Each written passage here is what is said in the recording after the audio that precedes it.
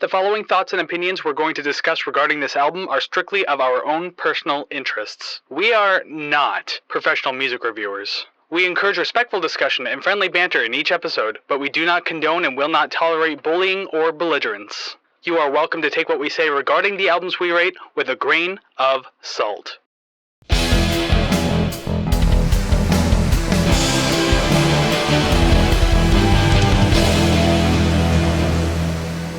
Well, hey there, everybody, and welcome to another episode of the Rate the Record podcast, episode 80. Oh, that feels weird to say. It really does. Yeah, even number. I mean, even nice round number 80. Woo. Even flow. It's not Pearl Jam today. It's not. It is But your hosts who actually started this podcast a long time ago by reviewing that album, by the way, are Kris and Savannah. I'm just trying to point out how long we've been doing this for a while, though. 80 episodes ago, we covered 10 by Pearl Jam. I think I had less wrinkles. But I also had less filters on the video to cover up my wrinkles. It was nearly 2 years ago, and in this day and age, 2 years can age you 100 years. I am practically dead. Well, there you go. Well, witness our death today. Thank you very much for joining us on the show. And if you like and see what you hear today, or even see today, whatever, regardless, whatever you end up liking, make sure you do a bunch of things to help out the show. Like, subscribe, rate, comment, share, follow, all of those things. Any combination of those things, even one of those things, really truly help us, like, in the algorithm, get people on the eyes on the prize and everything like that.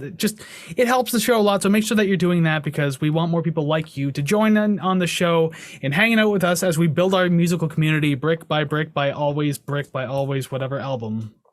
Every time you say algorithm, I just think that it's some guy named Algorithm that has to we have to pass this through him. And then he's like, okay, yeah, you're good. And then posts it and makes everything good.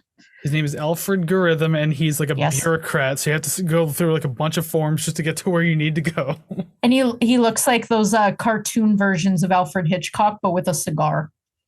I'm pretty sure he smoked a cigar, didn't he? I have absolutely no idea. Well, entirely irrelevant because we got other things to talk about today. Yes. So make sure if you're to follow us on our social medias, if you want to find all the streaming links, if you want to request an album, you can do that too. We have merchandise. I'm not wearing my merch. I forgot that was last week. I'm not wearing the merch today. This is Rob Sheridan artwork. But regardless, wait. Video viewers, you see that? That's a mug. That's one of the things you can get.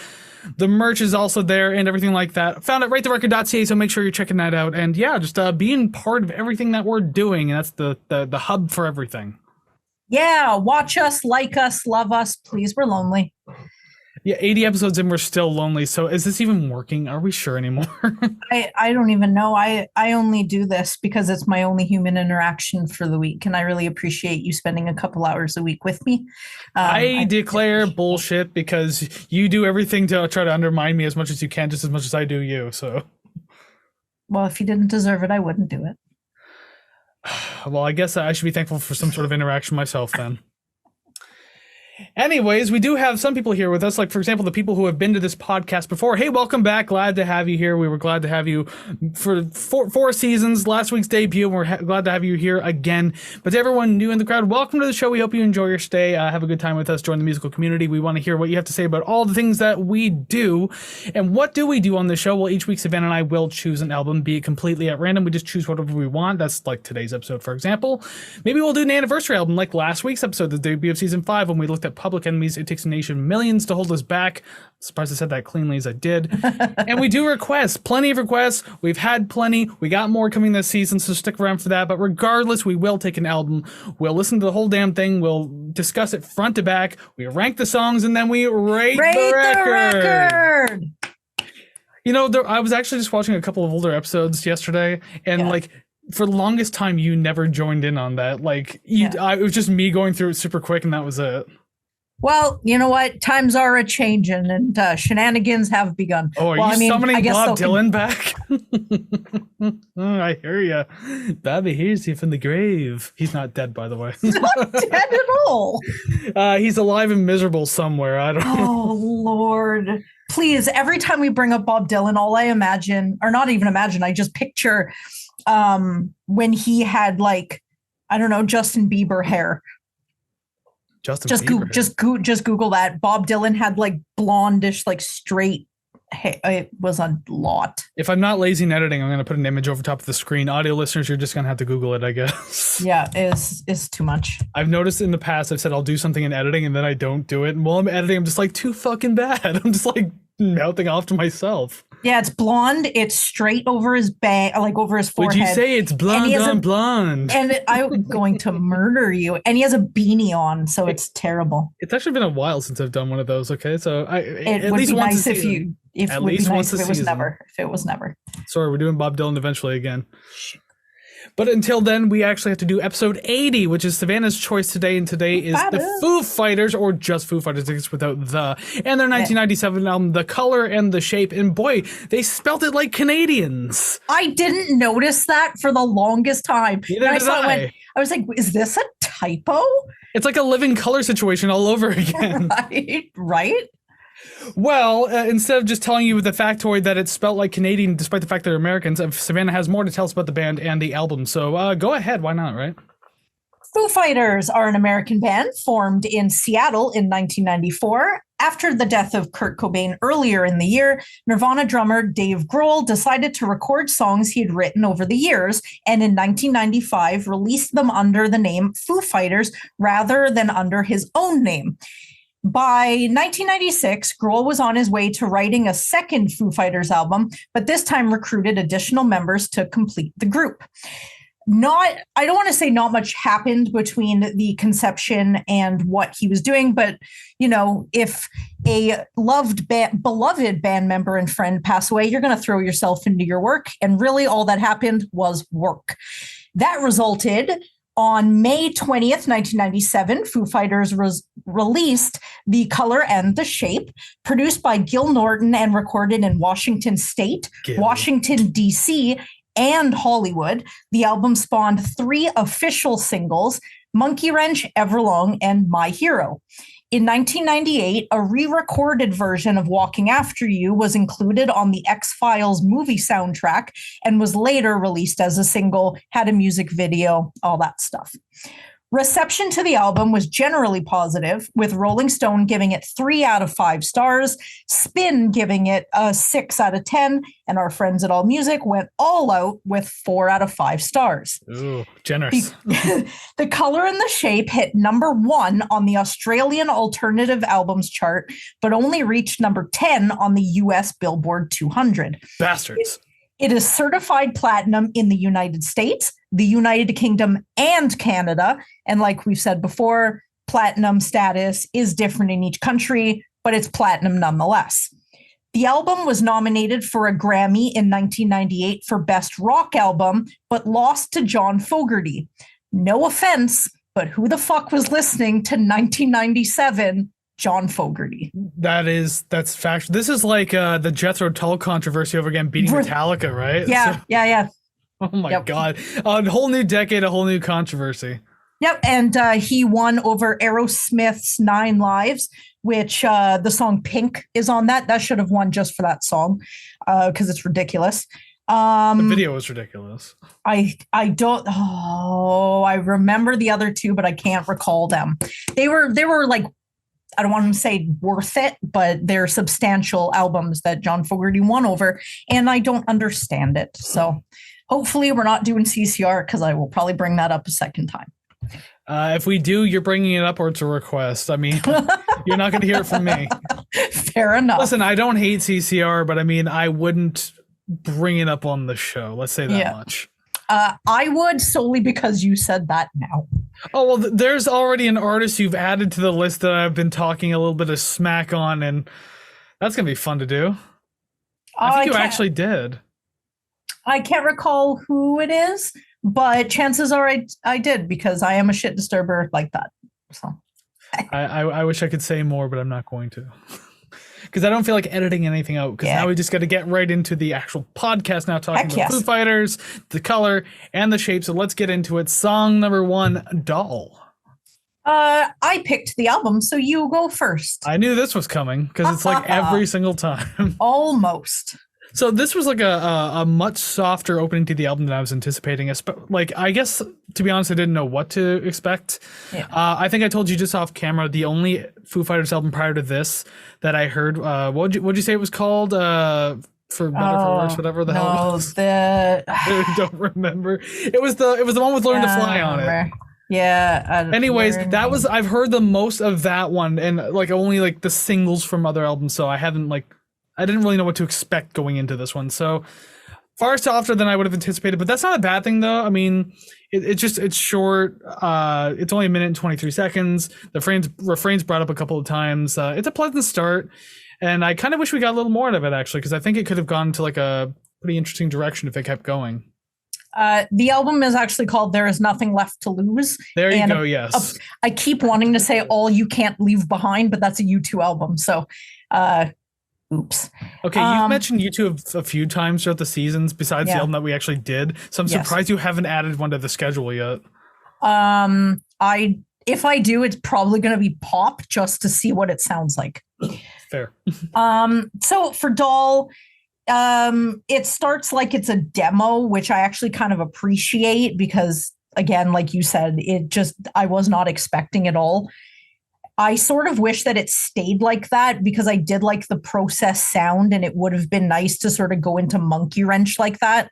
I think the duration of the song was good. I don't know what else they would have done with it. I liked it as a intro, I guess, like a preface to the album, foreword. The way that I see they could have gone with it is like, cause towards the song, like it kind of like picks up a little more and more as it goes, but it never gets like heavy. It never hits a huge peak.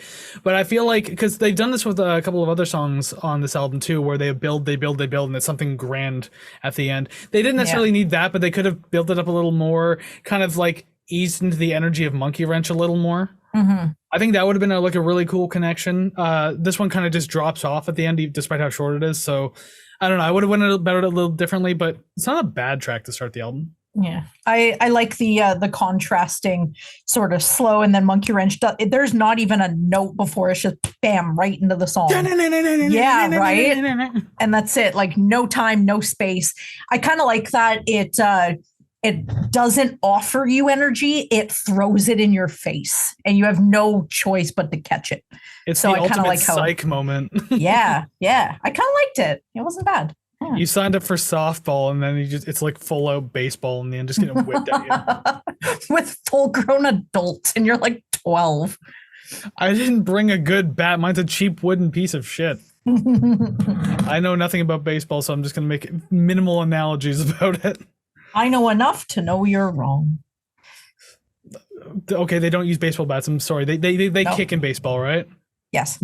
Soccer, baseball. Yes. Kickball, it's called.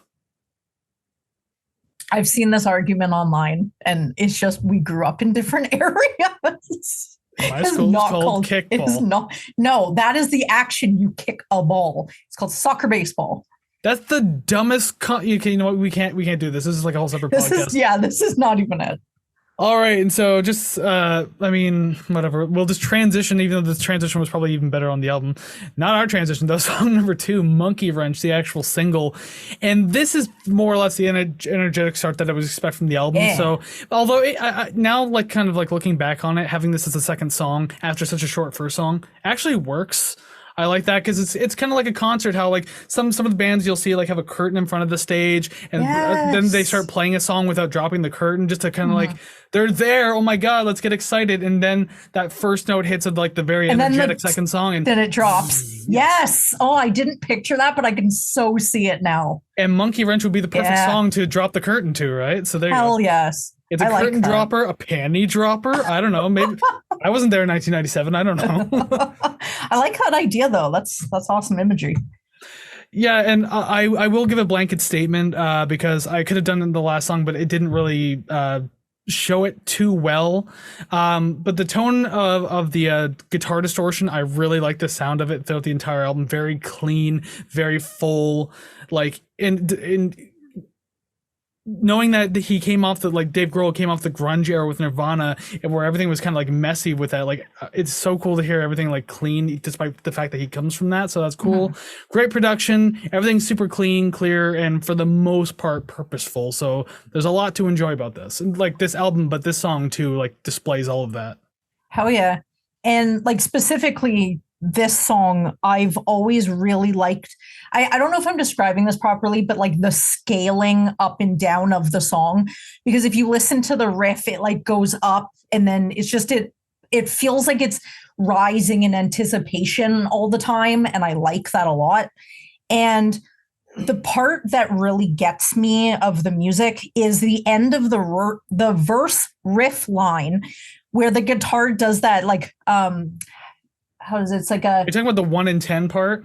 1 in 10, 1 in 10. Probably. The guitar. Maybe, but I wrote it out like it does a little 1 2 1 2 3. So it's like it goes. I don't know how else to describe it, but it goes da na na na da, and then when it drops and everybody hits at the same. I love that. Are you talking about the part where there was like one of them had a very long pause between two? Yeah. So like that part at the end of every riff line, I absolutely love that, because nobody's left out, no one's lagging, everything is on time, everything hits at the same time. And whether it's this song or any other song that does that, I love hearing the entire band completely in sync, and just you hear silence around just that one joint note. I love it. I've always noticed it in this song for decades, and super down for it. I love it. It's just like it brings you up and then it drops you. It's like what is it? I don't know what to call the electric music from like 2012. You know, with the drops and all that. Electric music from 2012. Yeah, oh, I got dubstep. Nothing. Yeah, that kind of reminds me of what they used for that, where it was just sort of like, you know, that anticipation. Then you get that drop. Oh, that dropping loves. The bass is what it's called. Yeah, that's it. I don't know. I'm fucking old. I don't even listen to dubstep, but I've heard the term more than once. Yeah, so. I've heard it, but did not recall. I know the part you're talking about, and yeah, I think that's pretty neat. And as I mentioned before, like there's that one that's like, I think at the beginning of the song where it's like specifically a long pause. It's like 1 or 2 notes longer. Yeah. So it kind of keeps you for a little while and then drops it like when you're not expecting it. So that's pretty cool. Kind of keeps you on your toes a little bit. Yeah. I will say though, like I do like the pre-chorus of the song, which I mentioned before, the 1 in 10 part when he's like 1 in 10. Yeah. I like that, because I'm also kind of going off this idea that you were talking about, how like the scaling of the song, how you can hear go down and up and everything like that. It starts pretty high in the intro. You got this mid in the verse, and then the pre-chorus is like this like lower, like riding the E string type of thing, and then the chorus blows back up higher. Yeah. So the pre-chorus is like this lower part with the 1 in 10 part, and I've always really liked that, because I like the way it kind of like leads into that, and then the chorus just feels like it explodes in. Yeah. So yeah, they do a really good job with that, and it's a cool transition too, just because like between the verse and chorus, it sounds different enough, but it fits so well, so they did a good job with it. And I will say though, the final verse I find a little grating. It's because of Dave Grohl's 8th note screaming da da da da da da. I mean, I kind of wish they went. I kind of wish they did it a little differently. Like there are songs even on this album where Dave, I like his screaming, and then there's other times where it's just like you probably didn't need to do that. Yeah. Or do it differently. This one I didn't like it too much. Not that it like killed the score of the song. I just if I'm gonna have a gripe, that's gonna be it. Interesting. I did write, anyone else try and scream the bridge in one breath just for the lightheaded high? Yeah, I would imagine he probably can't even do it live. I've never seen them live, so I don't know. Yeah, me neither. But I imagine maybe a couple years after having like releasing the album, he could. But then probably after a while, he's like, okay, now I'm starting to see stars. So no, I'm good. Like unless he has super good like lung and diaphragm control, then chances are like there's no way he's pulling that off in one take. Like especially on the album, he probably did like one of those like 2 or 3 take type deals. Yeah. And that's fine. There's nothing wrong with that. You don't have to try to be Superman and go all the way to the entire fucking thing. But like, I'd be curious to see a live video. I've never even thought about that, to be honest. Yeah, me neither. The only live videos of Foo Fighters that I've seen are really when Dave Grohl is being cool, when it's Dave Grohl and Taylor Hawkins are interacting in a, funny way, or when they bring fans up on stage and they absolutely kill it, which Well, what is about sick. a year or two ago when they brought that 11-year-old girl Nandy Bushell to play drums on stage? I think that's her name.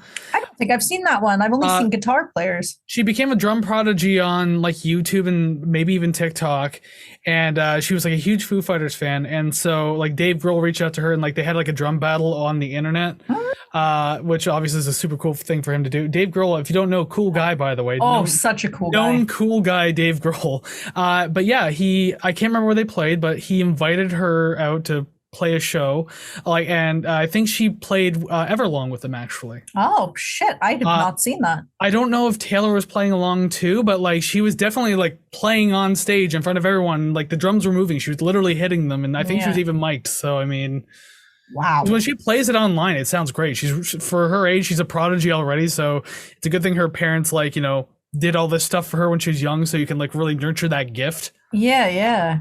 Dang. So who knows? Maybe when she's 20 and like Foo Fighters are like maybe thinking to wrap it up, maybe they'll bring her on tour and be like, "Hey, you can be our drummer for our last hurrah."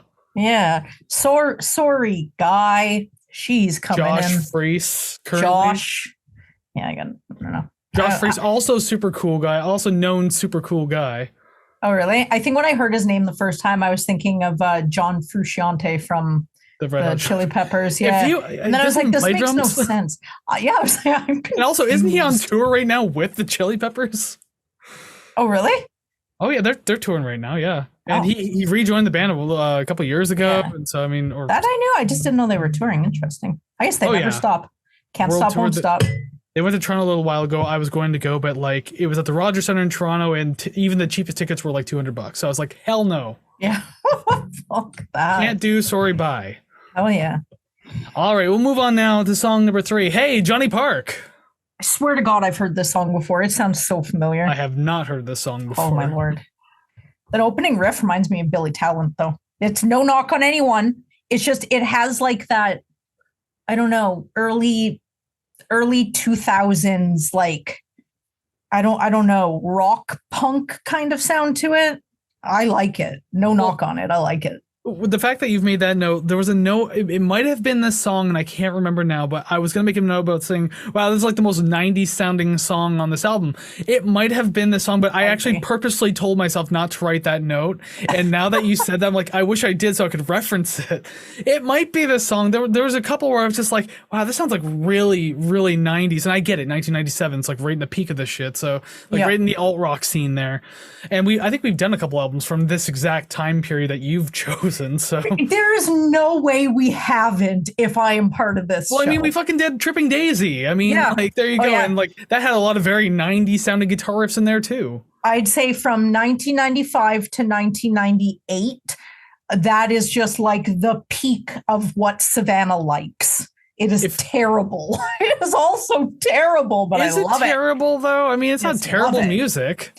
I think it's terrible that I refuse to stray from a 4-year span 30 years ago. But everyone gets stuck in a specific time period. That just happens to be mine. Because then you get to go back and hear like Natalie Imbruglia and her like peak and everything like that. So there you go. You get to go to listen to awesome music. There's more than just her too, but I mean, like I was just listening to the song When the Morning Comes like about half an hour ago. Oh yeah. I was just like, that's a banger. What the hell? I love it. My favorite song from her was released in the 2000s. So I mean, maybe it's just a testament of her longevity. What's she doing now? We'll talk about that later because we have to go through Hey Johnny Park right now. Yes. I do like there's just like this soft layers in the verse, like that pan like left to right and everything like that. It might be like a ringing guitar or something that kind of comes in and out. Mm-hmm. That's pleasant and enjoyable. I do like that. And there's like a great energy to the track without going too crazy as well. So I picked up on that as well. So it's kind of good to guide you through the entire thing. Yeah, I'll let you take over from there only because like I think my other note's very specific and that's kind of like later in the track. So I figure for someone who says that they can't read music, Dave Grohl comes up with some pretty solid hooks.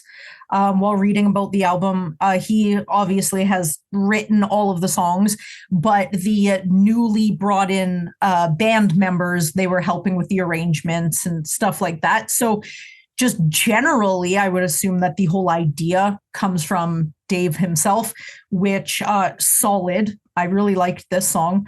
I could probably listen to this song forever, and there's a vibe about it that pleases me. But now that you're mentioning that it might be the one to you that sounded the most 90s, I'm like, maybe that's the vibe. That might be the vibe. I think we pinned you down a while ago. So, I mean, like, this isn't even shocking anymore. But sometimes it's shocking for me where it's like, oh, why do I like this song? I wonder. And then it's just like completely obvious to everyone around me. I'm like, I just can't put my finger on it. This is like, I don't know how to, I don't know the name for it, and there probably is, but like, this is how I describe like the 90s alt rock sound. So like, you got like a rock chord progression going on, but then there's one chord in there that kind of deviates from the norm and goes into this weird minor chord down and just kind of like diverts your expectations of what's coming next. Like, and every band we've done with that sound that you've chosen does the exact same type of thing. So I think that's what it is. Like, that's my idea of what the 90s alt rock sound is. Yeah. That's not a bad thing. Like, it can sound cool. Sometimes it's a little overdone, but I mean, I've heard plenty of good examples of it. So that's probably what we were thinking as well. One of these days, I'm just going to have to compile 10 to 12 songs from the 90s that I like, send them to you, and you send them back on. Yeah, 9 to 10 of these have what I'm talking about. Yeah, that's what the mixtape video is for. That we did it last year for the anniversary, and hell, we'll just do it again this year. Why not? Another mixtape, volume 2. I enjoy doing that. We should definitely. Joke's on you. I already have your songs ready. I've been doing it for like. I'm so obvious. Well, no, not really, but like I had this new batch of ideas, and I know what you didn't like from last time, so I'm just like, let's try these instead. Yeah. Oh, all of it is Dillinger's escape plan. Oh hell yeah! And it's like there's like calculating infinity days when they were really loud and chaotic. Terrifying. Okay, I want to talk more about that, but we can't because we actually have things to do like this. Yes. So I will name the specific part of the song I was talking about now. So another gripe, and this is a real nitpicker. Like, this is not like this isn't even worth anything anymore. There's a part where they use this brief phaser effect on the whole mix at the 2-minute and 58-second mark. By the way, timestamp, just like last week, and you're like, oh, I don't want to be that person. Fuck you, I'm that person. Yeah, I don't want to be that person anymore. Well, because now people can reference exactly what I'm talking about. Yeah, no one listens to me anyways. Okay, continue. But anyways, I didn't really feel like it was needed. It didn't do anything. It didn't match the vibe of the song at all. It's just one of those things where it was like a weird addition where they just threw it in because they wanted an effect, because they didn't know how to transition properly. Although, if you listen to any other song on this album, they transition just fine. I mean, like Monkey Wrench did a great job of it. Yeah. So like, it leaves more questions than anything. I just didn't think it was sounded all that good when it was used. So I'm just, I don't know, questionable production choices. Again, didn't ruin the score, but at the same time, it's just like, why'd you do that? I don't think I noticed it. Good. If I did, like, every time I bring something up, you never notice it anyway. So why do I even talk? Yeah, no, it's just like it may not have bothered me enough. There was very little on this entire album that I was like, please stop. I think there was one, but I didn't feel it significant enough to write it down. So this might actually be my most positive review, because there's just a lot of it that just didn't really irritate me too much. I found that this track retained the energy from the last one, but without the aggression. So it was kind of like a mini come down, which is nice to get already. I don't think I would. No, that's a lie. Okay, I wrote that in the wrong one. My last note, I like this. This is good. I don't think I like this. Yeah, I don't think I would say so. That was a great transition. Yeah. Speaking of great transitions. My poor brain is what it is. Hey, there you go. And that now you picked it up. Yes. Yeah, because I think we're done talking about the other ones. So yeah, song number 4, indeed, My Poor Brain. Oh, you, please. Yeah, I was just about to say, like, wait a minute, it's that thing, isn't it? Even though you went first last time, so haha, tricked you. Yes, you did. Yeah, you're talking about like, oh, if there was a pickup, but not too like energetic or anything like that. Like there's energy, but like not too much. This one had a very super noisy intro to it too. Like, but then it goes right into like a soft rock style verse. Yeah. And I was thinking, my poor brain. It's quite jarring, but I will say it got a smile out of me, so I definitely didn't dislike it. I thought it was interesting. Nice. I actually wrote down some imagery for this one too. Yay, mental imagery. We do this sometimes in the podcast. Yes.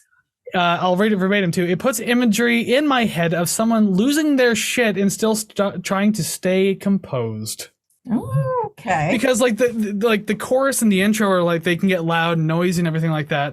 But then like the verses are very like soft, so it's just like someone who's just like ready to snap. Then they're like, hey, how's it going? Okay, yeah. It's like you're bottling it in, and then once you get home, you're like freaking out in public. That or it's just like you out in public the entire time, but it keeps going back and forth between the perspective of you outside and then you inside your brain. Your brain is like the noisy part, and then outside is the quiet part of just like going to the store. That's all I'm doing. I can relate to that, and I kind of got the same thing, not as vividly. But with the chaotic intro, that was kind of what I was getting with the sort of stuff going on, and then it evened out. I didn't catch it too much on the choruses, though, but definitely the intro. Like you said, I like that the verses are a good setup to the louder, more intense chorus. The hooks in the chorus is definitely the star here. He just writes like good songs. Not all of them are timeless and like, masterpieces like some that they've released, but the Foo Fighters between 2005 and 2019. Yeah, I know, right? I don't know enough about them to know what that means. Well, because you said they're not all timeless, and everything like that. So anything from those albums are kind of forgettable. Oh, yeah, and that's probably why I have no idea what you mean. I've only really heard their in all honesty, I've only heard their singles. I have not heard an entire Foo Fighters album other than this one, and maybe their debut decades ago, and that's it. So. Hey, you said in your NMR that you were going to listen to the new album, so you got to hold up to that end of the promise. Oh, yeah. Well, because from what I was reading, that it sounds sort of like their first two, and I know that I like these ones just for the sound, and maybe it's the notorious 90s sound. But yeah, so I definitely have to. I don't know if I would find this song as memorable outside of the chorus. Kind of just the mental recalling, oh, what does that verse sound like? I could do it better with the chorus, so it's sort of hit or miss with me, I suppose. And the ending should have been a few bars shorter. But the chorus, that's exactly what I feel like about the next song, actually, which we'll get to in a minute. I do like the back and forth of the verse and the chorus on this one. I think they work well here. Like the mix of soft and then heavy plays well off of one another. So I do enjoy that at the very least. Even though, no, it's not super memorable, but at the same time, it was enjoyable at the very least while I was listening to it. Yeah. And I actually feel like the song is shorter than it actually is. It was just, I really liked how this one was like playful and everything like that the entire way through. And I thought it had only been like maybe 3 minutes by the time it ended, but it's 3.5. So not that much longer, but still it felt shorter than it actually was. So that means I was enjoying it at the very least. Well, that's good. Okay, well, I mean, I just kind of brought it up a second ago, so we'll get into this one now. Song number 5, Wind Up. So I guess I'll just jump to the one about the chorus first, even though it's like my second note in. I thought it was like one of the weaker choruses on the album. Yeah. It just didn't really catch me at all, but I mean, like, the hook didn't do anything for me. The melodies didn't do anything for me. I caught nothing out of these ones, so I don't know. I wasn't too hot on that. And also, I thought there might have been a theme going on with this album too, because this one also had kind of a noisy intro to it as well. But this one kind of devolved into, instead of soft rock style, it went into like more of just a generic rock track, maybe butt rock if you want to call it that too. Yeah. Like, I mean, hey, Foo Fighters have got a number of songs that sound like that. And they totally do. It's not necessarily a bad thing, but I'm just saying, like, they're a rock band. What do you expect? It's going to happen at some point. Yeah. And there was definitely parts of the track that I enjoyed too, like the instrumentals and the bridge I really liked. And other than that, though, I will say that this one didn't catch me too much. So Again, it probably comes, a lot of it comes back to that chorus too, where it's supposed to catch you. Didn't do it too well for me though. I get that. I mentioned that it was quick and painless. I appreciated the length. It did what it needed to do. I don't think there could have been any more to it, really. I heard some definite punk influence because it was a little bit more like, I don't know, out there, like in your face a little bit. But I do like that the screaming is only for emphasis and isn't running rampant throughout the record for this song. It's just sort of there, and then he goes right back into singing again, which I really appreciate, because if it was just screaming the whole time, I would have just skipped it and then just told you suck it up. Well, I didn't listen to it. But it's just like, I don't know. I didn't mind it. It's not my favorite, but I didn't mind it. Yeah, fair enough. I wasn't necessarily huge on this one either. Mm-hmm. Again, mine goes back to the chorus. The rest of the song wasn't awful, but yeah, just this one, I mean, you're going to have some slogs on the album. It's going to happen. Yeah. This one's not necessarily scored super low for me either, but just, I agree. Like this one, just, I could do without. Yep, I get that. Cool. Moving on now. We're just trying to fly through this at the very least. Number 6, Up in Arms. And I thought when this song first started, it was like an interesting change up into like a ballady type of track to start it off, but obviously it does give way to a faster and heavier second half, which, yeah. So I do like the switch up. I will say though, like at this point in the album, I was kind of wishing for something like a little like slower, which we do get later in the album, because just like we're 6 songs in, you can slow down for a second, but like the quiet part just felt too brief, and it also started very quickly too. There was like no real lead into it. Yeah. So I also thought that was a little weird. I thought there could have been like a little more build up into it, but what do I know? I did like what it gave me though for the brief amount of time it was there. The heavier part was good too, but it's not. I mean, I just wanted a slower song in this portion of the album. That's it. Yeah, just something to sort of like, I don't know, freshen up your the breather, your ear taste buds. Exactly. Yes. So I guess my review for the song is pretty similar to yours. I'm just going to read it verbatim, whether I repeat points or not. I like how this one starts. It's slow and patient, but then kicks into high gear and sort of feels like the last track, like it would be the last track on the album. Fast and intense, and I could see this being covered by a pop punk band. There wasn't much for me aside from the swerve at the beginning, but it's not a skippable track at all. I liked it. Yeah, I mean, it is a decent track in a short runtime. It's only 2 minutes and 15 seconds. So, I mean, like, you can get through this pretty damn easy. And it gives you a few different things to work with it because, again, you get the slow part, you get the quick part, and there's, like, just different feelings in between. So there's definitely something to enjoy regardless. It's not the best song on the album, but I do like what it gives you, though. Yeah, and if you're listening to the album and you don't like this one, keep it playing, hit the toilet, come back, and it's over. Yeah, seriously, you can like get up and just like get a drink, make some food real quick or something like that. In the time it takes for the song to start and end, you could actually make a bag of popcorn. So there you go. By the time you actually hit the end button, the song's over, and then we go into song number 7, My Hero. Yeah. Which is like one of those big singles by the Foo Fighters. Oh, like ginormously gigantic. Actually, you start this one only because I was gonna do this in my notes. I was gonna write about the streaming numbers for some of these songs. Ooh, so tell me some of your notes, and I'll jump into the album real quick. All right. So the intro is so memorable, and as a single, and I wrote this for Monkey Wrench as well, but it's like you recognize this song immediately, even if you don't know the song title or the name of the band. You hear the beginning, and you're like, "Shit, I know this song." And with it, I have absolutely always loved the drums here. They are played with this intensity that you don't really expect, because if on a scale from 1 to 10, you have the intensity being at like a 4 or 5 for the song as a whole, the drums are being played at an 8 or 9. And I always appreciated that with this song. It's like, I can imagine how many holes that he busted through those drum heads just playing. And I absolutely love it. Yeah, because it sounds like he hits like the heads pretty hard and everything like that. So it's definitely got that going for it. I wanted to look at the streaming numbers, and I was going to write this down too, because like I knew this song was popular, and this is obviously very popular Foo Fighters songs on this album. Yeah. This song is actually the second highest streamed song on the album, 323 million plus streams. Wow, I do not doubt that at all. Well, do you want? You can probably guess what number one is.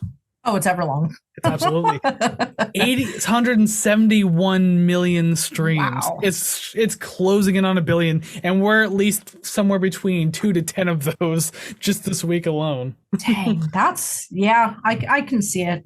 They're like timeless songs where you can't really place them in 1997. You can just they seem like they've always just existed. Yeah. You know? Well, I mean, that might as well be in our lifetime because, I mean, these songs are the vast majority of our lives at this point. Yeah. So we grew up with these on the Much Music countdown and everything like that. So that just think about that for a minute. With some solid fucking music videos to go along with these songs. Oh, yeah. The Everlong video, it's like amazing. One of the best up there. Even My Hero, the guy running into the burning house and they're playing in there. Yeah. Oh, I love it. Anyone outside of Canada, whatever your music video station was when you were younger or whatever, TRL in America or MTV, and I don't know what it would be in Europe or anywhere else. But yeah, you know what we mean. That's exactly what Much Music is. But anyways, yes, My Hero, those drums, yeah, absolutely fantastic opening. Very memorable. Probably one of the more memorable openings to a song. Yeah. Because I know you kind of said that with like Monkey Wrench and everything like that, but like, it's something about these drums, especially recently too, because of the passing of Taylor Hawkins. And I know like they got Taylor's kid to come on stage and play it with them, and he did the drums. Yeah. And so a lot of people streamed that. And there's probably a lot of streams came from that alone. So it's just, before that it was really popular, but I think even now it's just grown exponentially. Mm. So this is definitely one of those like iconic rock openings. If you ask me like top iconic rock openings, especially in the modern age, this one's up there. That's what I mean. You hear it, you hear the song start, whether you know the song or you have never heard the words Foo Fighters, you're like, I know the song. It's just you pull that file out of your head and you're like, I definitely know this. This is super familiar and memorable. And the songwriting in this is just like fabulous. even if you're young and you might maybe only know like The Best of You or some like modern The Others, or I can't remember what the other Times Like These. And what would I say? You're not like the others, something like that. That song too. Is it literally called The Others? Pretender. The Pretender. Oh yeah, you're the Pretender. Yeah. Anyways, yeah. You might be young enough to that maybe like those are the Foo Fighters songs you heard kind of growing up and everything like that. Yeah. But like, yeah, I feel like this is one of those songs that like if you hear, you will know kind of regardless. Definitely. Unlike there's other few Foo Fighters songs that might fall under the radar, but like this is one of those ones out there. And what helps that too is a very catchy chorus, like lyrically, instrumentally. It's great hook too, very easy to sing, very memorable. There's a lot kind of going on too, so I really like that. And I love how like warm and uplifting the feeling of this song is as well.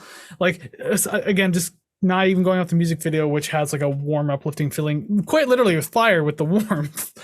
But yeah, this type of track just feels like it fits well in the middle of the album, and this could have even gone like a little closer to the end as well, but I kind of like how this either ends side A or begins side B. I'm not certain which one. Mm-hmm. The bridge still keeps on with the same vibe, but it like amps it up some more. And I like that. I like when the bridges sort of stay consistent with the song because it feels like it belongs there rather than it being a snippet of a different song kind of put in there, I guess. So that was nice. So I was listening to this while I was doing some like computer work or whatever, because like I'll listen to the song and I'll make some mental notes. I'll go back and actually listen to it and actually write my notes. So I got lost in this song, even though I've heard it like hundreds of times Radio before, classic. Right? I was still surprised that 4 minutes had passed so quickly, because by the time I was like, oh yeah, I should probably be listening to it's over. Okay. It's just my brain accepts it with open arms. It's one of I can get lost in it so quickly, and I love it. It's my stupid little observation. I'm just looking at my sheet here, and like I didn't write this as a note. It just popped up in my head as you were talking. I hope there's some sort of like conservative Christian parent group out there who will just like get angry at anything, because the song's called My Hero and it's 4 minutes and 20 seconds long, and that's 420 is Hitler's birthday. So therefore it's just like, oh, this song is about Hitler. Don't like this band because they'll get mad about anything, right? So I mean, like. Okay, so have you ever seen this video of this one lady and she's talking about Monster Energy and how it's the sign of the devil and stuff like that? Yeah, that's pretty recent, isn't it? I'm not sure, but that's kind of what it reminds me of because I have a Monster can right in front of me and I'm looking at it going, oh my God, the devil. I literally just watched this video about this guy claiming that Call Me Maybe by Carly Jepsen's like a calling of the Antichrist or something like that. Or she is the Antichrist and she's like trying to lure you to her. Like, he went in depth. Like, I wish we did a lyrical analysis like that. Oh my God. You know what? One episode, I just want to break every song down as if it's about Satan and just break it completely down like that. We gotta do it. Oh my God. I'll take the views. RTR After Dark. Or, I mean, Into the Light, I guess. I don't know. Because we're helping Jesus in this one. We're not helping the devil. Why would we help that man? Out of the dark and into the light. Oh my Lord. But yeah, with this song though, great energy and feeling all around. It stays really consistent, and the different guitar layers like really help pop this one out a lot too. So there's a lot to like about this song. I don't know how you couldn't like it. 100%. Absolutely. Alrighty then, moving on. Song number 8, "See You," or "See You." I gotta think of a better way to say it. Regardless, it's "See You." It's a really strange switch up from the last track too. Like it's. There's your slow down. I mean, to an extent, yes, I guess so. It's a very bouncy and lighter song, but it still has like a kind of a quicker pace to it and everything like that. I do appreciate like the cleaner acoustic tones and like the sonics in this song, but this one wasn't grabbing me though. I can tell you that much. All right. I only have 4 points. I will run through them quickly. 1, this song is cute, but it feels like filler. It's not even 2.5 minutes, but it definitely felt longer than that. It was okay. Probably wouldn't hear this outside of the whole album. Sounds like it would be in an animated Disney movie. I agree that it kind of felt a little too long because I did notice that I was getting my fill pretty quickly.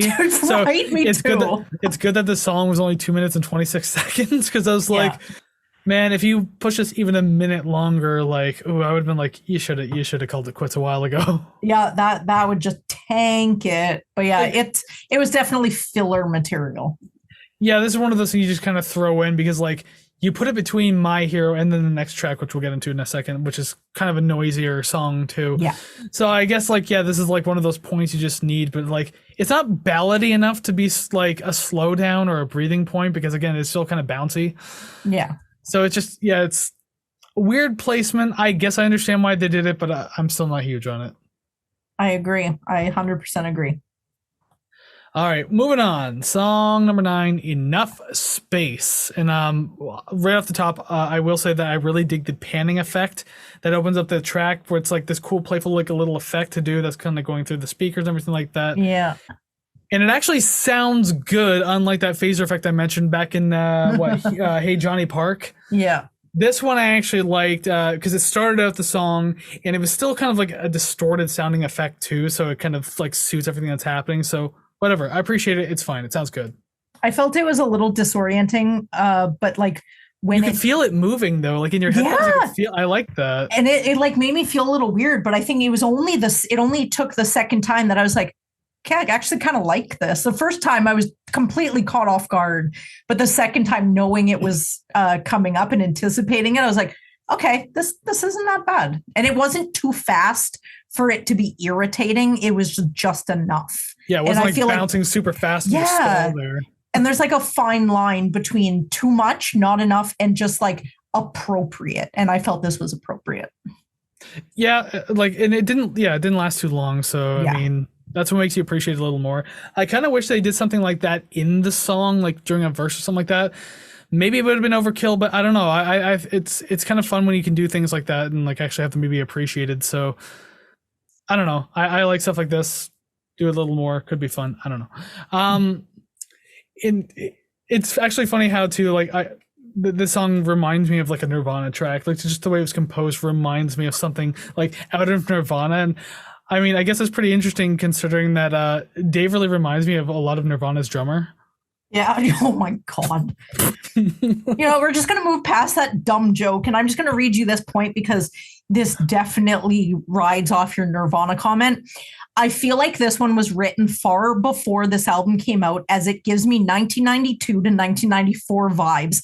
I know it's not too far off, but there are little pockets within decades and genres that if you know what to listen for, you can narrow it down relatively closely.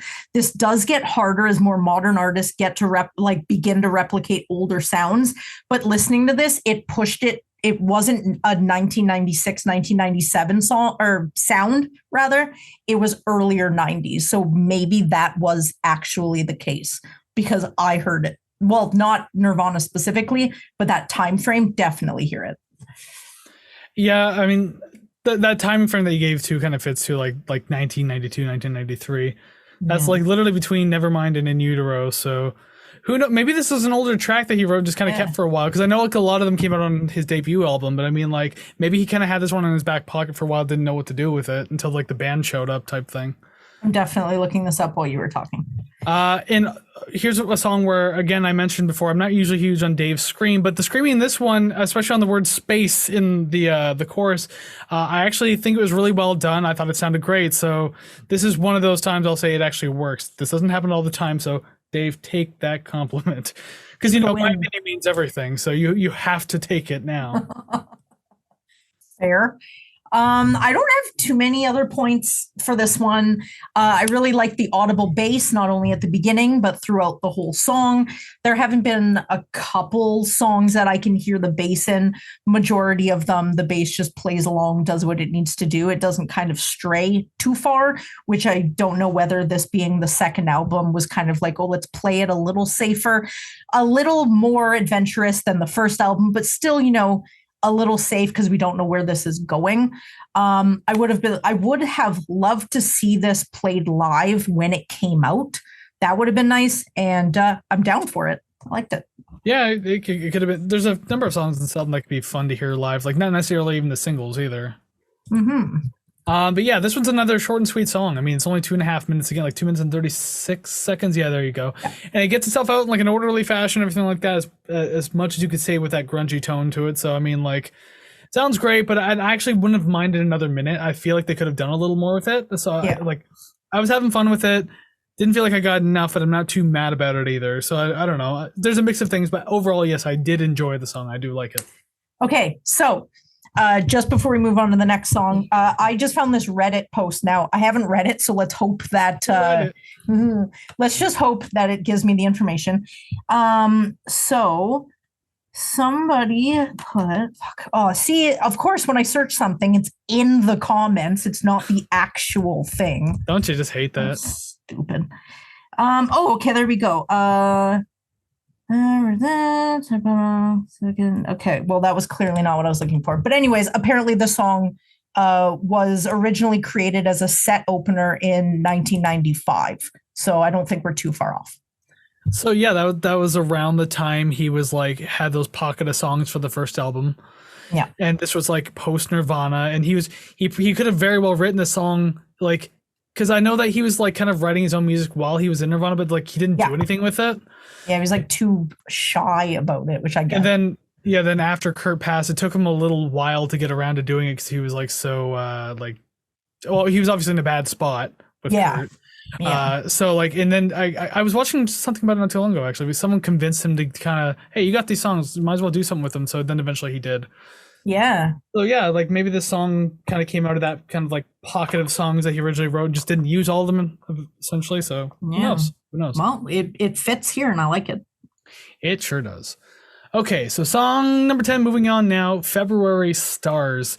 And I do like the quiet calm down in this track. And I know we've had moments of it so far. We've kind of commented on them and everything like that. Yeah. I wouldn't have minded if this happened a little earlier in the album too, because I kind of hinted at that before as well. Even though there's a pickup later in the runtime, most of the song is like on the quieter side. So I don't know, just this was nice to have. And maybe it is nicer to have it at this far into the album so you can kind of like calm down a bit. So I like what the song is giving me so far.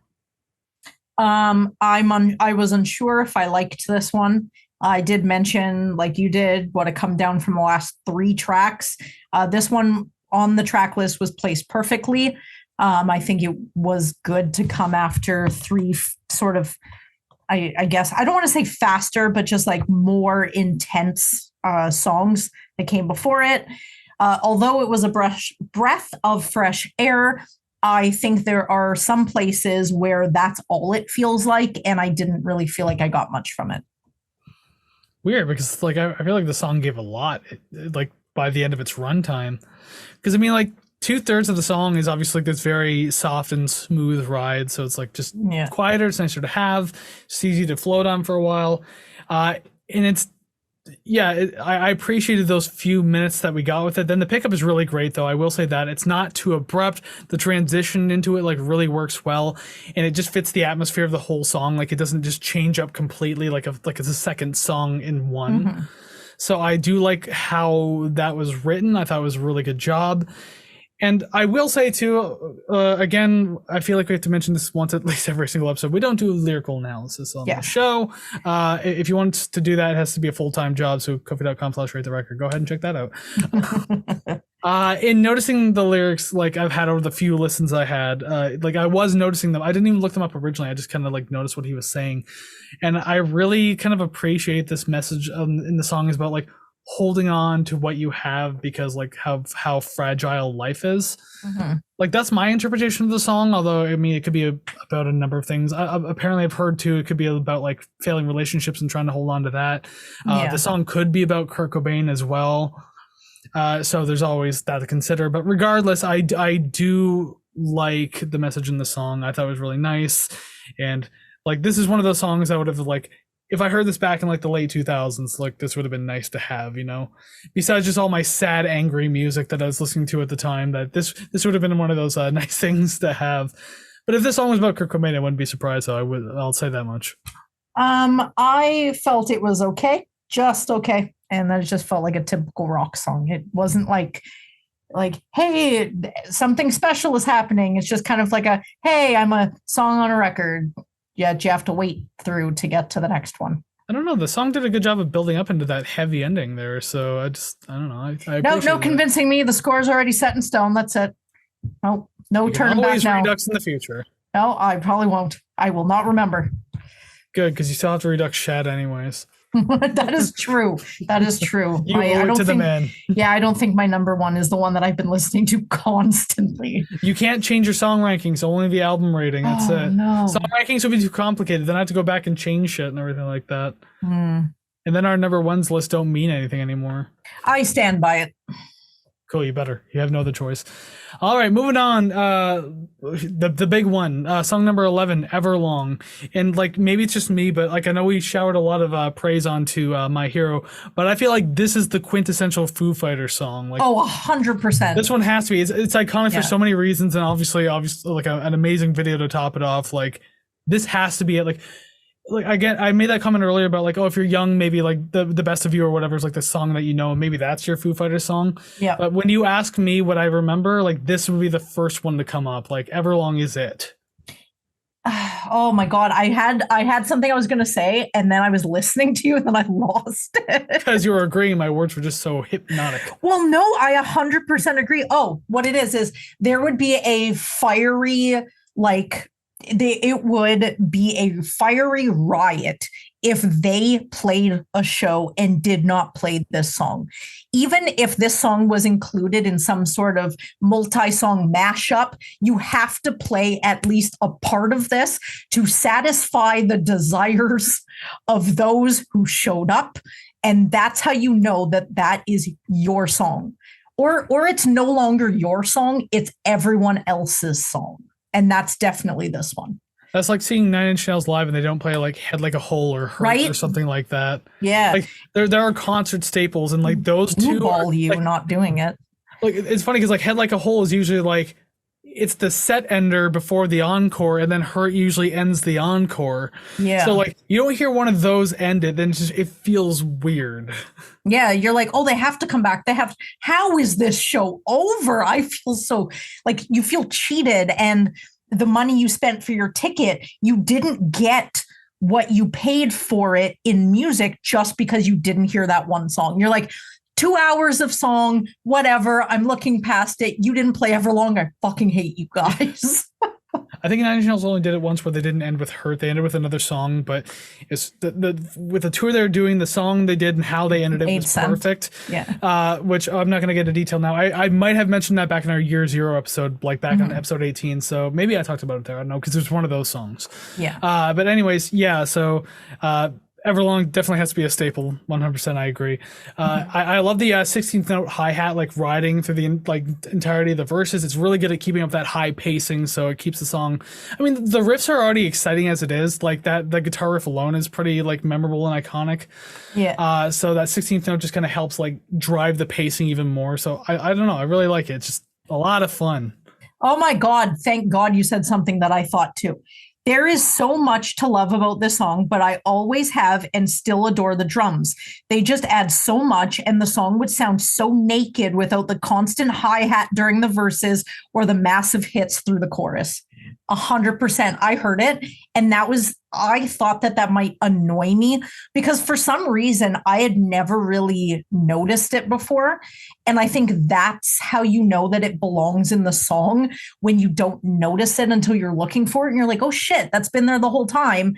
Clearly it didn't annoy me before, and I imagined it not being there. And I'm like, no, I wouldn't like it. I wouldn't like it nearly as much. And it's probably subconsciously pushing the pacing along for you too. So oh, hell yeah. It's really helping you without even you realizing it, you know? Mm-hmm. I like it's kind of like how your brain tells you how to breathe and you're not just doing it manually all the time. It's just like, there's something happened, but now that I'm thinking about it. How do I breathe? I don't understand. Hey, if anyone tricks you with that with the blinking or breathing thing, you'll notice it happens for like a minute and then like your brain goes right back to auto mode. Yeah. Your brain's like, this is stupid. It's just torture for the first little bit that you have to do it. Weird. Yep. Another great thing about the song are the vocals. Great in so many aspects in this one too. Like the quieter parts, the yelled portions of it. The melodies are great. The emotions all there. Everything fits so well in this. Like you got to think, because like obviously they wrote like a lot of great songs around this time, and like we've already talked about a few of them and everything like that. But yeah, it feels like the writing of this track in particular was like different. Maybe it took longer to do. There's just something about this one that just knocks it out of the park. I wrote like my hero the next one. I bet that after the success of the debut album, Dave Grohl chalked it up to being a member of Nirvana and the curiosity of what he was going to release after Kurt died.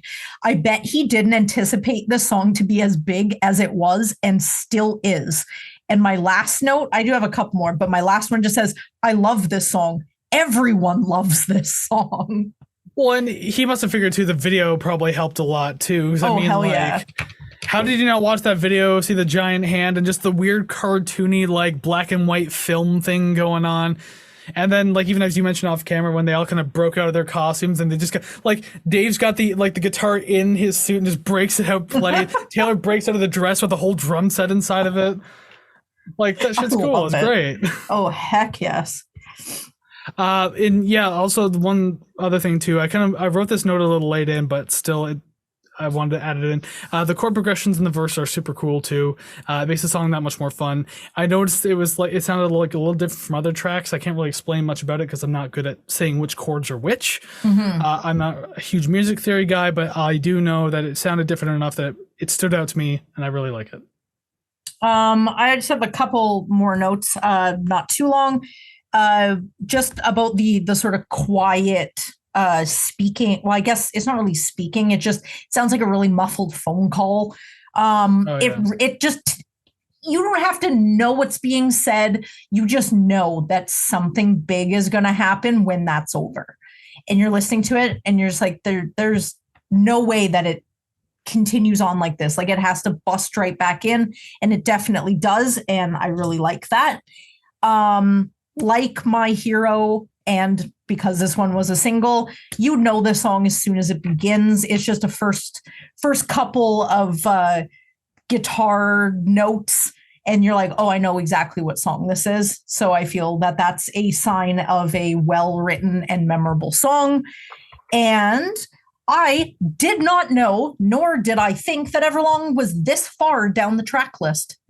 I don't know why I didn't. Right? I thought it was a lot sooner or like a lot earlier in the album. So I was actually kind of disappointed that it was this far, but I was surprised and pleased when I finally got to it, because it's kind of like panning for gold. You get that little gold speck and you're like, oh my God, this is awesome.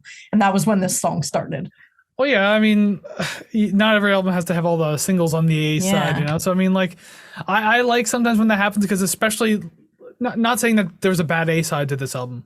Yeah. But like there are albums that like it's usually one side weaker than the other, and it's usually the B side. But like if you have like a weaker A side and then you jump over to the B side and it's just like, whoa, this got some fucking bangers on this side. Like, yeah. So the fact that you have like Everlong and you also have My Hero, I guess not. I guess it wouldn't start out. I actually don't know the division of the album, so I couldn't tell you. Mm-hmm. Who knows? Maybe I'll have to pick up the vinyl one day. Or Savannah will check Wikipedia, and Wikipedia doesn't give me anything. So fantastic. Yep. It just they probably released it as a compact disc. Yeah, where sides don't matter. So. Yeah, right.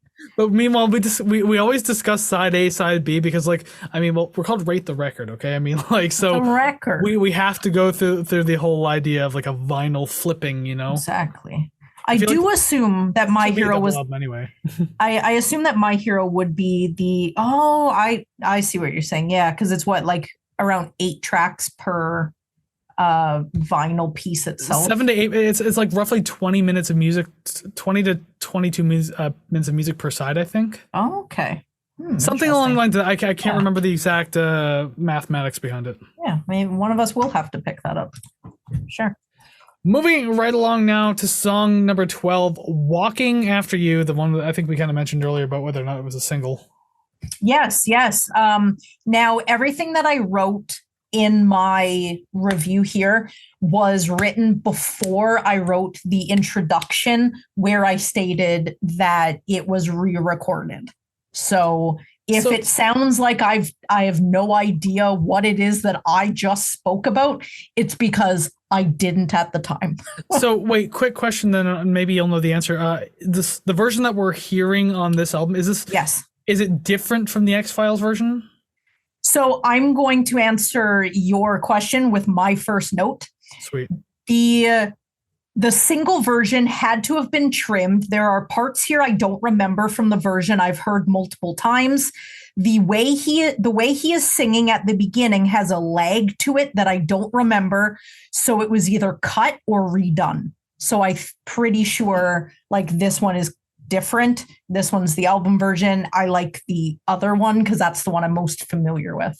So is the X-Files version, is it like still acoustic and everything like that? Yeah. Like, yeah. Oh, okay, so like they didn't do like an electric version of it type thing. No, it has the same vibe to it. I think the singing is a little different, with the re-recording. You're like, oh, they sound a little different. Or if you're so used to singing along with it and you're out of time and you're like, no, I've sung this like a million times. That was me in this song. I was like, the fuck is this?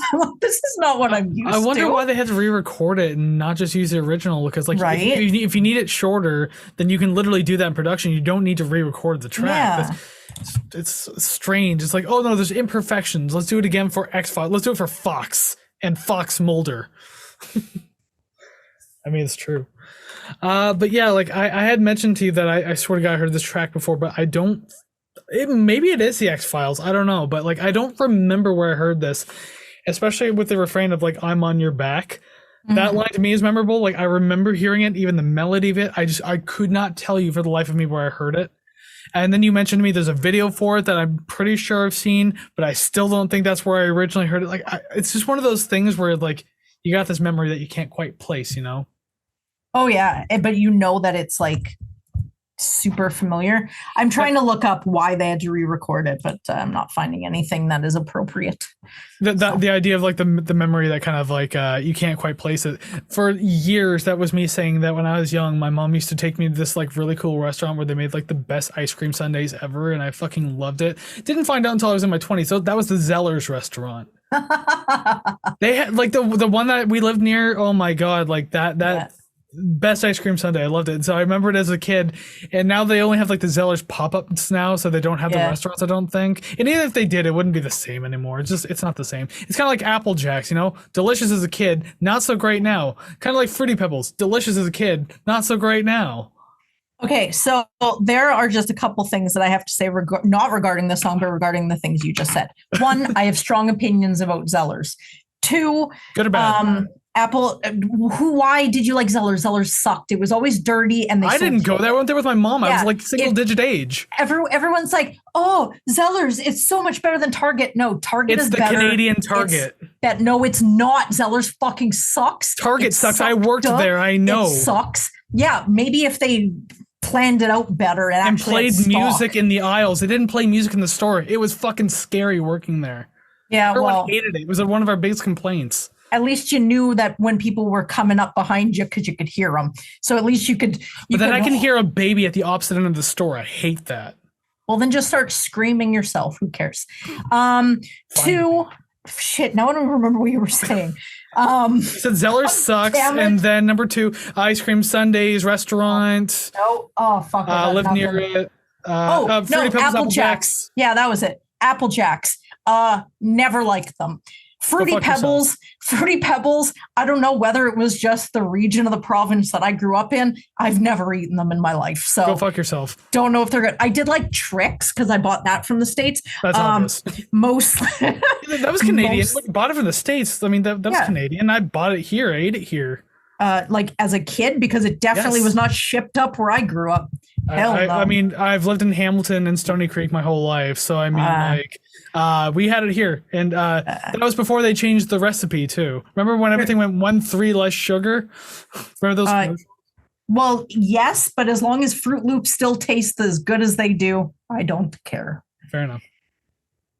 But anyways, music. back to the song. I used to like the song. I don't know if that's really the case anymore. It sounds nice, but it's repetitive to me. I still think I just like the re-recorded version or a radio edit. I don't know if the song needed to be 5 minutes long. Yeah, it was pretty long for what it could have been. It could have been like just a 3.5 minute song, and I wasn't fine with it. Yeah. I do really dig the acoustic tones in this one. It feels like a very intimate performance at the very least, so it's nice to have. I've been saying like I want a quieter song. Well, here it is. Definitely. Now, for the most part, I do like this song. Yeah, the length is a little much, but there's one thing that puts me off a little bit about the song, and it's like the light cymbal work on the drums. Mm-hmm. Now, obviously, the drums are extremely minimal. There's no like heavy drums. It's very, very light, almost jazzy style. Yeah. I know heavy cymbals wouldn't work in a song like this. Maybe it's supposed to be like what it is. Like it sounds like it's like a mallet hitting the cymbal softly. And it's just kind of like this light splashy effect that's kind of going through the entire song. Like he just keeps hitting it. And maybe it's supposed to be like that subdued splashy type of layer to the atmosphere. Yeah. But I think it's a little overdone, and it really starts to like really detract from the sound after a while. Like I'm noticing it a lot in my headphones, and I've never noticed it on my first couple of listens, but then the third one was like, what is that sound? It's just like, yeah. I could do that for 5 more minutes, by the way. And once I started to notice it, I was just like, oh, it's bothersome. Like if you do it a little bit to kind of like enhance parts of the song and the atmosphere, just like a rise, something kind of thing. Something a little more of a dreamy effect in certain portions, I can get that, but like the entire song, it's just like, I don't know. Yeah. So that and the length of the song, not so much, but other than that, not so bad. I like it. Yeah. Beautiful guitar. I feel like the way that the song ended would have been nice as the last song of the album, kind of give you like a slow, sort of peaceful ending sort of takeaway. But aside from that, I prefer the radio edit. Not a bad song. It's just not my favorite. There you go. All right. So moving on to song number 13, what apparently was supposed to be the last song of the album. We'll get into that in a second. New Way Home. And obviously I do like the pickup of the energy as we're nearing the end of the album, or technically at the end of the album. But the thing is, like, there wasn't, at least in the first quarter, there wasn't a lot that grabbed me about the song. I was just like, this is what we're getting towards the end. I mean, like, this is like nothing so far. But there was a pickup around the middle of that was started to get fun. It started very quietly, and there was like a long, slow build to this gradual pickup of speed and everything like that, and just it kept going and going. And I think the payoff in the last quarter of the song felt worth it for the most part. Like maybe the buildup was a little long, but I kind of like what they did to kind of bring that all together at the end. So I don't know, I enjoyed that much. So I definitely getting the signal that it's approaching the end of the album. It's one, if not the only song to really give me that notification where it's like, okay, like we're ending this now, which for some reason songs they kind of give me that vibe. So I'm getting that from here, but it's good that it is the last one. It wasn't really doing too much for me, and I'm actually surprised that it's only the second or third song to really make me feel that way. And in an album of 13 songs, it's good. It's a good percentage, especially with my track record of being completely annoying about what I'm listening to and possibly reviewing. Hard to please. I am you know what? I just know what I like, and what I like is nothing. Why are you here?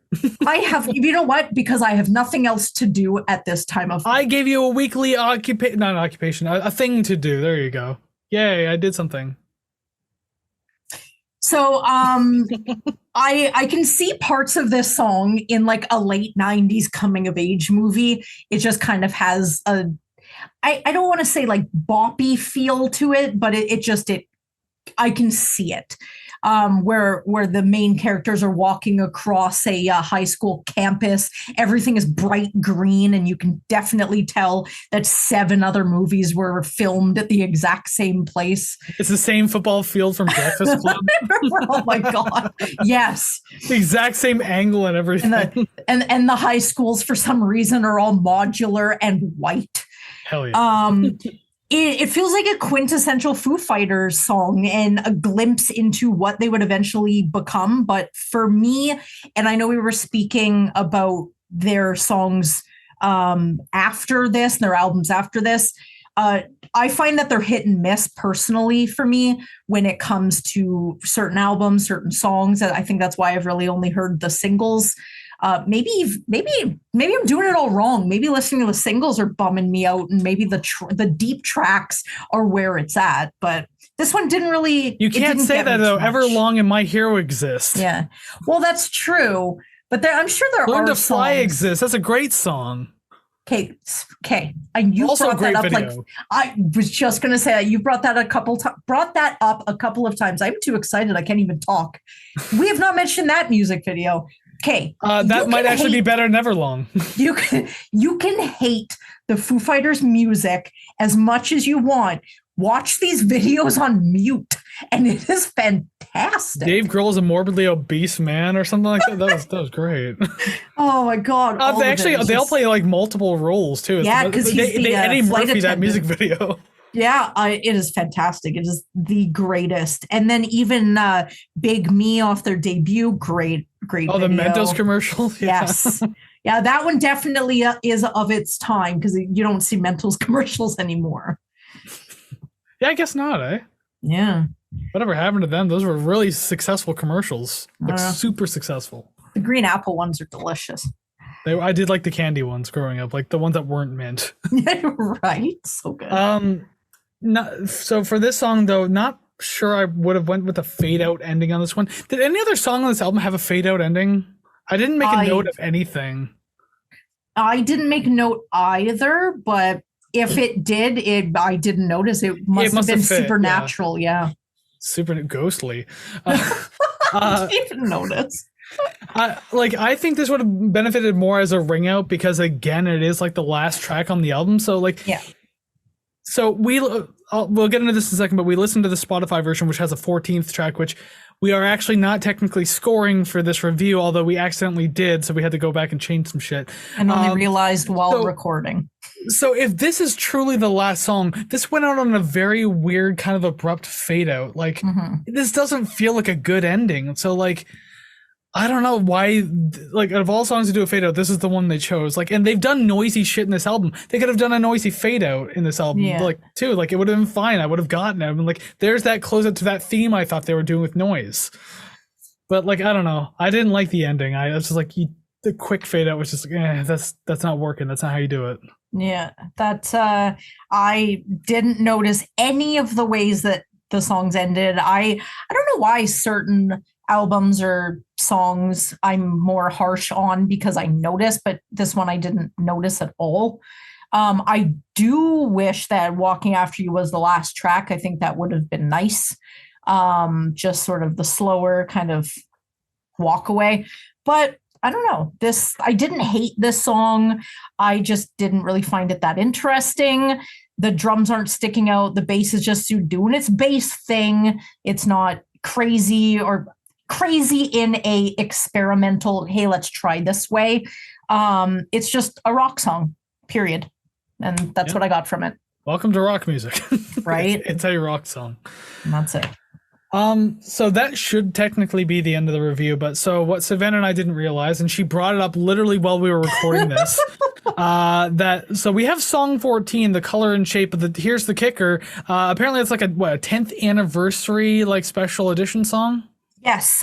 So while I've been on Wikipedia on and off this entire episode, I did notice that track quote unquote 14 on Spotify, The Color and the Shape, is a B-side that was released as a 10th anniversary thing. B-side, you said. So yeah. So, a B-side to the B-side of the album. Wow, holy shit, it's like a D-side there.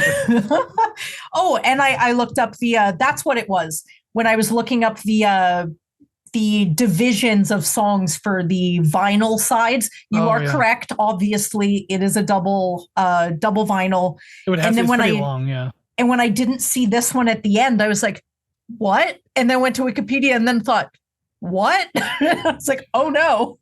So real quick then, because we technically both wrote a review for The Color and Shape, so we'll read that now, song 14, The Color and Shape, but I will note that we are not counting this song towards our review. We had to rescore the album really quick, -1 song, which sucks because I will tell you straight up, I do like this song. Like I actually thought it was cool.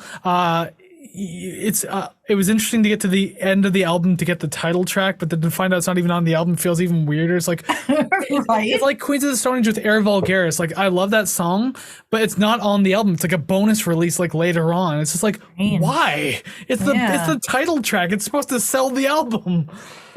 But I love the grungy punches all over it. I thought it was cool. Super heavy, loud, noisy, just a lot going on. And actually, it was funny because, like, I know I mentioned Nirvana earlier, and like this actually gave me flashbacks of the song "Endless Nameless," which like closed out that album. Yeah. Like, obviously, this one has like a lot more structure to it and everything like that. But maybe it's just reminding me of that because Dave really reminds me of the drummer from Nirvana. I can't even do it twice. God damn it. All right, well, you're recovering. I'm just going to spit out all of my notes because they're really all one lines. Damn, we're really going out with a bang, aren't we? Assuming that this was the last song. Excuse me. Haven't I heard this song from 1994 Pearl Jam? Even the screaming reminds me of Pearl Jam. All I can say about this song is chaos. I like it. The drums, the bass, the punky, rocky, grungy sound. This has like 45 false finishes, but I kind of like it. I would listen to this one again for sure. Yeah, I really did enjoy this one. It sucks that it doesn't end up going on our final score. I'll tell you right now, I scored the song 9 out of 10. I do decimals, so I did 8.9 out of 10. I have to be a dick that much. I do decimals too, but only by 0.5. So like it's kind of like no pennies exist here, only nickels. That's what we go by. So we technically both scored at 9 out of 10. If you want to round up, both 9 out of 10. So with that high score, unfortunately, it is axed from the rest of the album because it also, to anyone asking why we're going to do that, is because we've done albums in the past where there are like songs in the bonus release that feel like they're part of the album, but we haven't added those because we're doing the original release only. So to be fair to those other albums and to make sure we don't have to do like 100 reduxes or at least 79 reduxes since we've only done 80 episodes, we are not adding The Color and Shape, but just know that we love it, and I wish we could have. And there you go. There is the deep track I was talking about. Maybe I should be listening to more Foo Fighters to find gems that I wouldn't normally hear. Those like first 4 albums, I'm pretty sure, are pretty good to go. Yeah, I think that's really all I think of, because anything while I was in high school, so from about 2002, 2003 on, they all sound the same to me. But before that is pretty diverse, which is nice. All right, so minus the title track, there you go. There's Foo Fighters, the color and the shape. We're done talking about the album now. We're all the way at the end. So thank you very much for making it all the way to this part of the podcast where we're done talking about it. We want to hear what you have to say about it. Do you agree or disagree with what we said about the songs? How do you feel about them? Let us know. Comments down below of wherever you're listening. Audio, video doesn't really matter. But there's more you can tell us too, because now it's time to move on to part 2 where we rank the songs on the album. So I guess we'll just do that now. So in the video version above our head, boom, graphics have changed. There are names and there are numbers. There's going to be more names, song names to be specific, because that's what we do from least favorite to favorite, worst to best, whatever you want to say. That's what we do. Yeah. And now there's one less to do because there's not 14 on each side. There's 13 on each side. All right. Wait, hold on. I'm going to actually have to not underline that one so I know not to read that one. So the color shape can be taken off of my list here. We said we'd save it for the list, so I guess I'll just tell you now. Originally, I had the color and shape at number 4. I had it at 5. Ooh, okay, so it would have matched anyway. It doesn't really matter. Yeah. But hey, I mean, like, it's still like in the top half of the album there, right? So I mean, like, it was still a decent enough track. I like that song. I'm actually kind of disappointed, but I like it. It's good. All right, well, actually, I'm going to use the cross-out effect on my list here. There we go. Even better, so that way I definitely don't read it. So now we got to someone took word 101. All right, so we are going to cross that. Maybe I'm going to get so confused about this because I didn't rewrite the numbers on my pencil list here. Anyways, 13-1. Let's do this now. So I'm going to have to read my list so weirdly now. Song number 13, "See You." Yes. Yes. Oh, there's our first match of the day. I didn't care for it. This list looks shitty because the thing is, like, I didn't fix it on my pencil list, so I'm gonna have to read the numbers weird, and then I'm gonna have to I don't know. I'm gonna have to like write over them as I go. Number 12, "Hey Johnny Park." Number 12, "February Stars." February. Oh, that's unfortunate. I like that one. Number 11, Wait, no. Yes, 11. Number 11, "Doll." Yes. Cool. That's 2 matches. Unlike last week on Public Enemy when we got 0 to 15. This is the comeback. Oh wait. What do we need? Like 5 more? I said to get that number 100. Maybe. I hope we don't miss it. If we miss it on this one, I'm gonna be very sad. But we've only read 3 and we've already matched 2, so that's pretty good. Yes. All right. So number 10, "Wind Up." "New Way Home." New Way Home. Okay, I'm crossing out the numbers as I'm going and rewriting them, so this is really awkward. Number 9, "New Way Home." "Walking After You." Walking After You. Number 8, "Walking After You." Wow, this is really making me up in arms. Up in arms.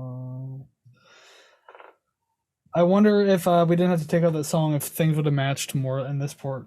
Maybe. Oh my, are you fucking kidding me? Number 8, sorry. No, wait, number 7. Again, my list is out of order. Number 7, "Monkey Wrench." My Poor Brain. My poor brain for having to figure out how this works. It sucks. Number 6, "Up in Arms." Number 6, "Wind Up." Wind Up. That one that has a bad chorus to it. Number 5, "Enough Space." Yes. Wow. Well, we're good. Hell yeah. This one, yeah. So what was my number 4 is now different. So my number 4, "My Poor Brain." Number 4, "Hey Johnny Park," or "Hey Johnny Park." Hey Johnny, here's Johnny. Anyways, stupid reference. Yes. We're not doing that one. So okay, we're good now. Song number 3, "My Hero." Oh my God. Yes. Wow, that's 4. Ooh, that's 4. That is. I was going to say, I can literally take a screenshot right now and show you my list. I believe you. So you know. What are you lying about? No, there's just, we have not had this. So I feel like I feel so suspicious because I come after you. I have a hold on. So it's like I feel like it's so suspicious. I feel like you would shock me if your number one wasn't matching mine, because my number two is February Stars. My number two is Monkey Wrench. I think we just broke a record today. Was it 5? That is 5 matches, because our number one is Everlong. Yes, it is. That is 5 matches. So, like, by ratio, it doesn't really beat it by number, though. 5 matches. Yeah. By the way, that is 100 lifetime matches on the Foo Fighters. Finally, we hit number 100. That's and Everlong wild. was the song. The song that we showered the most praise on is. And I said, I love 100. this song. Everyone loves this song. And it's proof everyone loves this and now song. okay, hold on. I'm gonna open up our Instagram real quick, because I need to be certain. Gotta scroll all the way back to our 9 Inch Nails rating, because at the point of recording this, the Public Enemy one is not up yet. So we had 0 for Public Enemy and 95 lifetime matches on 9 Inch Nails. So we hit 100 in this episode. We finally have 100 lifetime matches. Holy shite. I That cannot is believe impressive. that so many came off this album. I honestly was not expecting it. So when we matched with See You, I was like, okay, yeah, we never really said like, oh, we like this one. I'm like, whatever, maybe it's shit. And then as it's going on, I'm like, okay, I feel like he thinks I'm just making this up now. No, This is why, but it never you happens. can't lie on the spot about it. It'd be so controversial. Yes. And actually, we had a number of one-offs in the middle there where we were rolling our eyes. So, I mean, there you go. That's fucking crazy. Okay, okay. Well, that much is crazy. So now we gotta see if things can get crazier. Does Savannah have another A-tier album on her hands? Because who knows if we like it that much, right? I fucking hope so. Well, let's find out. So let's transition screens and find out. Swish. Alrighty then, here we are on the album rating screen. So we've made, I guess we technically did make some history today, 5 matches. So now we got to find out where Foo Fighters, The Color and the Shape, it goes on our list. And last week, I can't remember, Public Enemy came just below Kate Bush and above TV on the Radio. Yes. So now, will this go higher? I can't imagine it going lower at this point. I think I'm hopeful, but things have gone awry before. So Well, things went awry today when we had to actually alter our scores by subtracting a song. that is true. But we got 5 matches, so I mean, I wonder how many of those actually would have happened if we kept it, right? So it's fate. It is fate. Because I'm usually the one who opens my calculator and gets the scores, I really want you to go first on this one so I can be the first one to know. But no, I'll go first because it is an album that you chose. Damn right. So in my calculator, I got to punch in my new score. Yes. Because I'll even tell you my old score too. That's fine. The one that we're not going to use, but then I'll tell you my new score as well. But like, all right. Yeah. I'm thinking of telling this now or after I tell you my score. I'll tell you after the score. So I'll just, I'll tell you after we have the album rating and everything like that too, because it's honestly dependent on that as well. So I actually quite enjoyed this album. Yeah. And if I look back statistically on the albums that you have given us to rate so far, this is the highest one I've rated that you've given. It's the first A tier I've given that you've actually given us with a new score of 80.76. My original score was 81.42. My score is 80.77. Whoa! And I had to round up. How do I even round this up in my calculator? Because the score comes out to 80.765, so it's like dead in the middle. Right? We'll just call it 80.77, whatever. So we nearly dream theatered that within one. 80.77. This is above, I forget how to say this, Krungbin, and yes. Not as good as System of a Down, but I don't give a shit. It is now number 7 on the list. There you go. Because yes, you got your second A tier album and the first one I've ever given an A tier that you've actually put on the show. And so now I can actually tell this portion of the story real quick. So as I was going through this album, listening to it, and I'm noticing like some of the scores are low, some of them are going high. But then after a while, I was like, this is a pretty damn good album. And as I was getting closer to the end, without even like adding up my scores, I was like, I think I have an A tier on my hands here. And as I did that, I scored it down, and then I had to look it up because I'm like, has she ever picked like an album that I've personally A tiered? And the highest before this was Michael Jackson with 78.88. It's the only other A tier I picked. But that was the highest one I scored that you gave. So like, I actually had a genuine smile on my face. I was very happy for you that you scored 2 technical A's on this album, even with an altered score. I cannot believe that we've had 5 matches of songs, which is the most that we've ever had for one album. We had almost identical, if not identical, scores. We both ranked it an A minus, and it made number 7 on the top 10 of our albums. So I would like to say that tomorrow downtown there will be a parade. It will start at 3 p.m.